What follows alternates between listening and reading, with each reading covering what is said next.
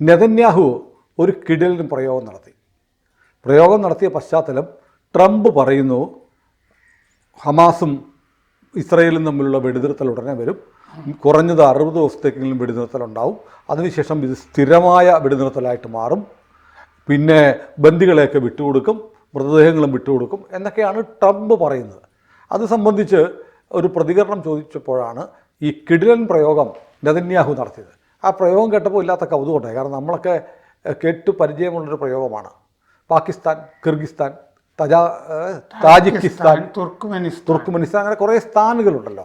അതുപോലെ നെതന്യാഹു പറയുകയാണ്, ഇവന്മാർക്കിനി ഗാസയും വെസ്റ്റ് ബാങ്കും ഒക്കെ ചേർന്നിട്ട് ഒരു ഹമാസ്ഥാൻ അല്ലെങ്കിൽ ഹമാസിസ്ഥാൻ ഉണ്ടാക്കാനൊന്നും ഞാൻ സമ്മതിക്കത്തില്ല. സ്ഥാൻ എന്നുള്ള പ്രയോഗം, സ്ഥാനം എന്ന് പറയുന്നതാണല്ലോ സ്ഥാനം, അഫ്ഗാനിസ്ഥാനും പാകിസ്ഥാൻ സംസ്കൃതമാണല്ലോ. അപ്പോൾ നെതന്യാഹു സംസ്കൃതം പറഞ്ഞു. പക്ഷേ അത് സൂചിപ്പിക്കുന്നത് ഒരു ഇസ്ലാമിക രാഷ്ട്രം എന്നാണ്, അല്ലേ? അത് പറ്റില്ല എന്ന് പറഞ്ഞു. അപ്പോൾ പിന്നെ ഈ വെടിനിർത്തൽ എങ്ങനെയാണ് ശരിയാവുക? അതായത് വെടിനിർത്തൽ എന്ന് പറഞ്ഞാൽ, അതായത് പല സ്ഥലത്തും ഞാൻ വന്നു കഴിഞ്ഞാൽ 5 മിനിറ്റിനകം 10 മിനിറ്റിനകം വെടിനിർത്തും, ഞാൻ സമാധാനത്തിനുള്ള നൊബേൽ സമ്മാനം മേടിക്കും എന്നാണ് ഓടിനടന്ന ഒത്തുതീർപ്പാണ്. റുവാണ്ടയും സൗത്ത് ആഫ്രിക്കയും തമ്മിലുള്ള യുദ്ധം അവസാനിപ്പിക്കാൻ പോകുന്നു. ഉക്രൈനും നാറ്റോയും തമ്മിലുള്ള യുദ്ധം, അല്ല നാറ്റോയും റഷ്യയും തമ്മിലുള്ള യുദ്ധം. ഉക്രൈനല്ലല്ലോ, ഉക്രൈനോട് അതെ നാറ്റോ എന്ന് തന്നെ പറയണം. പിന്നെ ഇന്ത്യ പാകിസ്ഥാൻ അത് നമ്മളാണ് തീർത്തത് എന്നൊക്കെ. എല്ലാ സ്ഥലത്തും യുദ്ധമുള്ള സ്ഥലത്ത് മുഴുവൻ ഞാൻ ഇടപെട്ട് തീർക്കും. അതായത് പലതവണ മറ്റേ ട്രംപിനെ വിളിച്ചിട്ട് തന്നെ മോദി പറഞ്ഞു, നിങ്ങൾ ഇടപെട്ടിരുന്നില്ല, നിങ്ങളെ ഓർമ്മിപ്പിക്കാൻ വിളിച്ചാണ് 35 മിനിറ്റ് പറഞ്ഞു കൊടുത്തു. അത് കഴിഞ്ഞിട്ടും ട്രംപ് പറഞ്ഞു, ഇല്ല ഞാനാണത് തീർത്തത്. അല്ല, ഒരു ദിവസം സംഭവിച്ചു, ഞാനല്ല, ഞാൻ പാകിസ്ഥാനോടാണ് സംസാരിച്ചതെന്ന് പറഞ്ഞു. അതെ, അത് കഴിഞ്ഞ് ട്രേഡിന്റെ അടിസ്ഥാനത്തിലാണ് എന്നൊക്കെ പറഞ്ഞിട്ട് വർത്താനം പറഞ്ഞു. ഇത് ഈ ഇസ്രയേലിലെ ആഭ്യന്തര രാഷ്ട്രീയ സാഹചര്യങ്ങളിൽ നിരക്കുന്നതല്ല ഈ വെടിനിർത്തൽ. നെതന്യാഹുവിന് ഭൂരിപക്ഷം ഇല്ല. കൂടെയുള്ള സപ്പോർട്ട് ചെയ്യുന്നവരൊക്കെ വെടിനിർത്തരുത് എന്ന് പറയുന്ന കക്ഷികളാണ് കൂടെയുള്ളത്. അതെ, ഇനി ഒരു അവിടെ അടിയന്തരാവസ്ഥ പ്രഖ്യാപിച്ചിട്ടുണ്ട്. അപ്പോൾ ഈ ഇറാൻ ആക്രമണത്തെ തുടർന്ന് ഇറാൻ ആക്രമിക്കുമ്പോൾ തന്നെ ഈ ആഭ്യന്തര സമ്മർദ്ദം ഉണ്ട് എന്നുള്ളത് വളരെ വ്യക്തമായിരുന്നു. അപ്പോൾ ഉടനെ തെരഞ്ഞെടുപ്പിലേക്ക് പോകാതിരിക്കാൻ പറ്റും. അടിയന്തരാവസ്ഥ നീളുകയാണെങ്കിൽ, ഗാസയിൽ വെടിനിർത്തൽ ഇല്ലാതിരിക്കുകയാണെങ്കിൽ, അങ്ങനത്തെ ഒരു രാഷ്ട്രീയ സാഹചര്യം കൂടിയുണ്ട്. പിന്നെ ജൂതന്മാരുടെ ഒരു വിശാല കാഴ്ചപ്പാടും ചിന്തയൊക്കെ ഇതിൻ്റെ പുറകിലുണ്ട്. കാരണം ഈ ദുരാഷ്ട്രവാദം എന്ന് പറഞ്ഞ സംഭവം അവിടെ ആവശ്യമില്ല ജൂതന്മാർ. അത് മാത്രമല്ല, ഈ ട്രംപ് ഇങ്ങനെ പറയുമ്പോൾ ഹമാസിസ്ഥാനും ഒന്നും അനുവദിക്കത്തില്ല എന്ന് നെതന്യാഹു പറയുന്നത് ട്രംപിനൊരു പണി കൊടുക്കുന്നതല്ല. ട്രംപിന് പണി കൊടുക്കുന്നതാണ്. കാരണം ട്രംപിൻ്റെതായ അജണ്ട ഉണ്ടായിരുന്നു. അത് റിവേറ ആക്കി മാറ്റുന്നത് പറഞ്ഞിരുന്നു. ഗാസ നല്ല ഇപ്പോൾ ഒരു കഫേക്കെതിരെ ഇന്ന് അവിടെ ആക്രമണം നടന്നുണ്ട്. നല്ല തിരക്കുള്ള കഫയാണ്. അവിടെ തീരപ്രദേശമൊക്കെ ഉണ്ട്.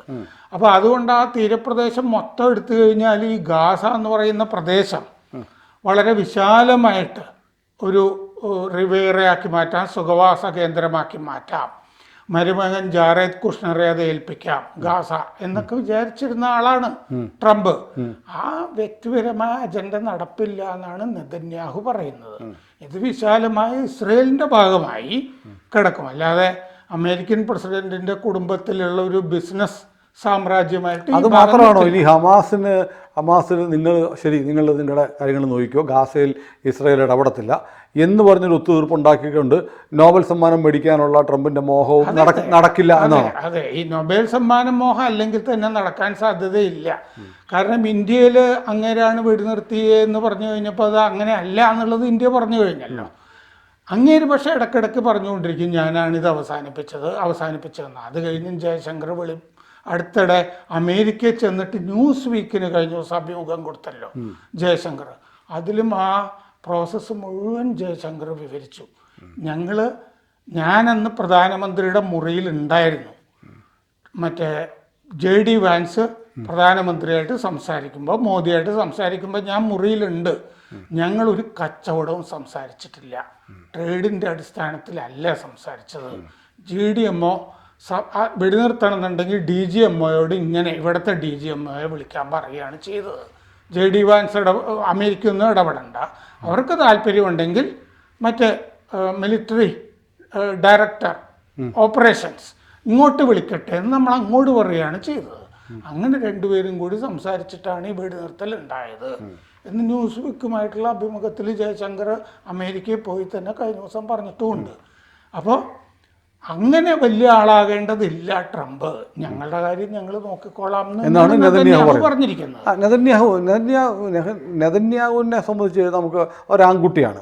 ട്രംപ് ആണെന്ന് പറഞ്ഞാലും നെതന്യാഹുവാണ് പറയാനുള്ളത്. നെതന്യാഹു പട്ടാളത്തിൽ ഉണ്ടായിരുന്ന ആണല്ലോ. പട്ടാളക്കാരന് അങ്ങനത്തെ ചിന്തയുണ്ടാവുള്ളൂ. ഈ കച്ചവട ചിന്തകളൊന്നും നെതന്യാഹുവിനില്ല. നെതന്യാഹു പിന്നെ അമേരിക്കയിൽ പഠിച്ച ആളാണല്ലോ. അവിടെ ജനിച്ച ആളല്ലാത്തത് കൊണ്ട് അവിടെ പ്രസിഡന്റ് ആയില്ല എന്നുള്ളതുകൊണ്ടാണ്. അവിടെ ജനിച്ച ആളായിരിക്കണം, അമേരിക്കൻ പ്രസിഡന്റ്, നാച്ചുറൽ സിറ്റിസൺ ആയിരിക്കണം എന്നൊക്കെ ഉണ്ട്.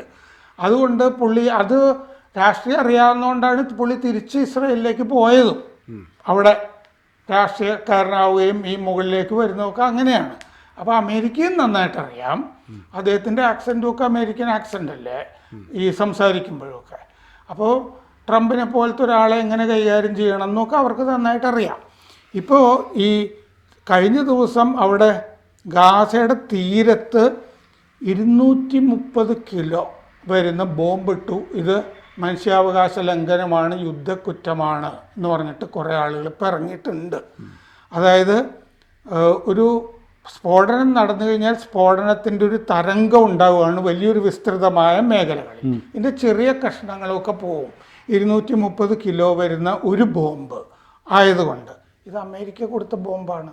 ബൈഡൻ കഴിഞ്ഞ മെയിൽ നിർത്തിവെച്ചിട്ട് പിന്നെ ജൂലൈയിൽ തടഞ്ഞു വെച്ചിട്ട് പിന്നെ ജൂലൈയിലേക്ക് ഷിപ്മെന്റ് പോയല്ലോ. ആ കൂട്ടത്തിൽ ഉണ്ടായിരുന്ന ബോംബാണിത്. അപ്പോൾ സാധാരണഗതിയിൽ ഇത് പട്ടാള കേന്ദ്രങ്ങൾക്കാണ് ഉപയോഗിക്കുന്നത്.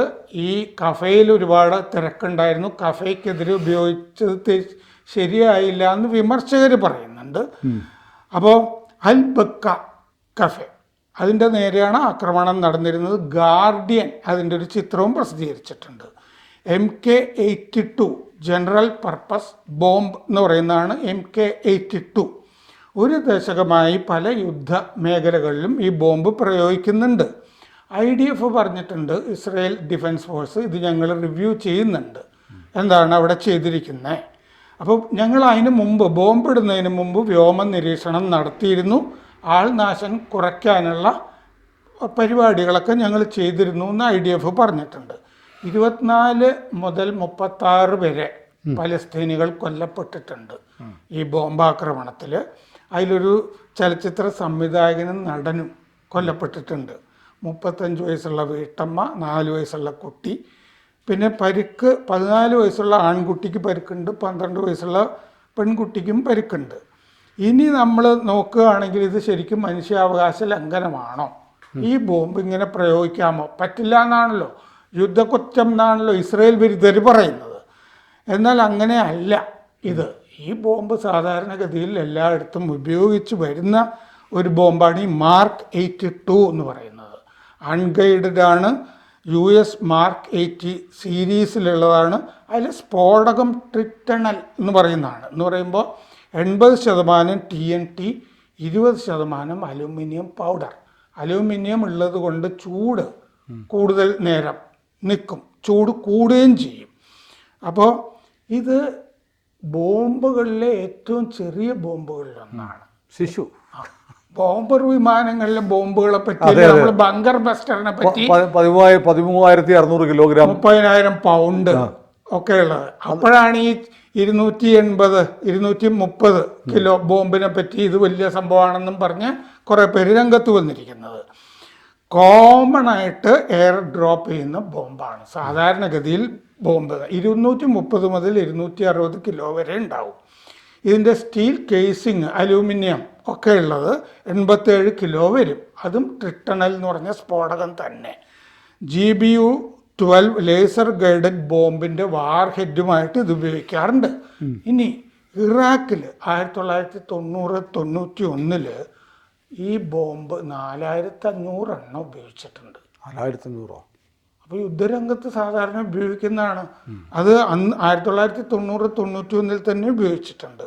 സൗദി 2018 ഓഗസ്റ്റിൽ യമനിലെ ദഹിയാൻ ആക്രമണത്തിൽ ഈ ബോംബ് ഉപയോഗിച്ചിരുന്നു. മാർക്ക് 82.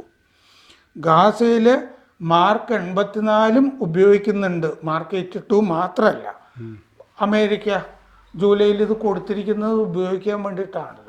ബോംബ് മേടിച്ച് അലമാര വെക്കാനുള്ളതാണ് ഇത്. അതും യുദ്ധത്തിൽ ഏർപ്പെട്ടുകൊണ്ടിരിക്കുമ്പോൾ ഇതിപ്പോ ഗാസസ്ഥാൻ വേണ്ടെന്ന് പറഞ്ഞില്ലേ? അപ്പൊ അല്ല, ഹമാസ്താൻ. അപ്പോൾ ഈ ബോംബുകൾ അവിടെ പ്രയോഗിക്കും എന്ന് തന്നെയാണ് അതിൻ്റെ അർത്ഥം. അതിനു വേണ്ടി മേടിച്ചിരിക്കുന്നതാണിത്. അല്ലാതെ ഇത് എവിടെ ഇസ്രയേലിൽ തന്നെ ഇടാൻ വേണ്ടിയിട്ട്. ഇനി ട്രംപ് എങ്ങാനും ഇങ്ങനെ നിർബന്ധിച്ച് വെടിനിർത്തൽ കൊണ്ടുവരികയാണെങ്കിൽ അതിനു മുമ്പ് ഉള്ളത് ഇട്ടങ്ങ് വെടിപ്പാക്കിയേക്കാം എന്നൊരു ഐഡിയ ആണ്. ഇത് ഈ ബോംബ് ഒരുപാട് വിസ്തൃതമായ മേഖലകൾ ശുദ്ധീകരിച്ച് വൃത്തിയാക്കി എടുക്കും. അതുകൊണ്ടാണ്. അപ്പോൾ ഇത് ആദ്യം ഒരെണ്ണം ഇട്ടപ്പോൾ തന്നെ ഈ വാർ ക്രൈം എന്ന് പറഞ്ഞു വരുന്നത് ഒരു പ്രത്യേക അജണ്ടയുടെ ഭാഗമാണ്. ഇനി ഇത് ഉപയോഗിക്കുന്നതിൽ നിന്ന് ഇസ്രയേലിനെ തടയാം എന്ന് തെറ്റിദ്ധരിച്ചിട്ടാണത്. ഇത് അതാ ഇപ്പോൾ പറഞ്ഞത്. ഇത് നേരത്തെ ഇറാഖിലും ഉപയോഗിച്ചിട്ടുള്ളതാണ്. സൗദി അറേബ്യ യമനിലും ഉപയോഗിച്ചിട്ടുള്ള ബോംബ്. അങ്ങനെ ഒരു സംഭവം ഉണ്ടായിട്ടൊന്നും ആരും അറിഞ്ഞിട്ടില്ല കേട്ടോ. വാർത്തയിലൊന്നും ഈ സൗദി യമനിൽ നടത്തിയ 2 ലക്ഷത്തോളം ആളുകളാണ് കൊല്ലപ്പെട്ടത്. അതിൻ്റെ ഒരു വാർത്തയും നമ്മുടെ നാട്ടിലൊന്നും വന്നിട്ടില്ല. എന്താന്ന് വെച്ചാൽ ഇവിടുന്നുള്ള പത്രങ്ങൾ അവിടെയൊക്കെ വിതരണം ചെയ്യണമല്ലോ. ഗൾഫിലെ ഒരു വാർത്തയും അതിൻ്റെ അകത്ത് വരില്ല. സൗദിയിൽ ശ്രദ്ധിച്ചിട്ടില്ലേ? അവിടെ ചില രാജകുമാരിമാർക്ക് പല അബദ്ധങ്ങളും പ്രണയം ഇങ്ങനത്തെ പല ഇതിലൊക്കെ പെട്ടിട്ട് ലണ്ടനിലൊക്കെ പോവുകയൊക്കെ ചെയ്യും. ഇതൊന്നും ഇവിടുത്തെ പത്രങ്ങളിൽ നമ്മൾ ദുബായ് രാജാവിന്റെ മകളോ രാജകുമാരിയുടെ ഭാര്യ പോയില്ലേ, അതെല്ലാം നമ്മൾ കൊടുത്തരുന്നു. അതെ, ഭാര്യ മൊഴി ചൊല്ലി അവരവിടെ പോയിട്ട് അവര് ട്രിപ്പിൾ തലാഖ് ചൊല്ലി ഇയാളെ നഷ്ടപരിഹാരം ചോദിച്ചു. അപ്പോൾ അതൊക്കെ നമ്മൾ കൊടുക്കും. പക്ഷെ ഇവിടുത്തെ മലയാള പത്രങ്ങളൊന്നും ഇതൊന്നും പ്രസിദ്ധീകരിക്കില്ല ഇങ്ങനത്തെ സംഭവം. ഗാസയിൽ ഇങ്ങനെ ഇസ്രയേൽ ബോംബിട്ടു എന്നൊക്കെയുള്ള കാര്യങ്ങൾ, ഗാസയുടെ കാര്യം മാത്രം പറഞ്ഞുകൊണ്ട്. ഒക്ടോബർ 7 ഇസ്രയേൽ കയറിയത് കൊണ്ട് പറ്റിയതല്ലേ ഇത്? സ്വയംകൃതാനർത്ഥമാണ്. ഹമാസ് എന്ത് ചെയ്താലും അത് ന്യായമാണ്. സുരാജ് പറഞ്ഞിട്ടുണ്ട്. കൂടുതൽ വാർത്തകളും വിശേഷങ്ങളും നിങ്ങളിലേക്ക് എത്താൻ ABC മലയാളം സബ്സ്ക്രൈബ് ചെയ്യുക, ബെൽ ബട്ടണും അമർത്തുക.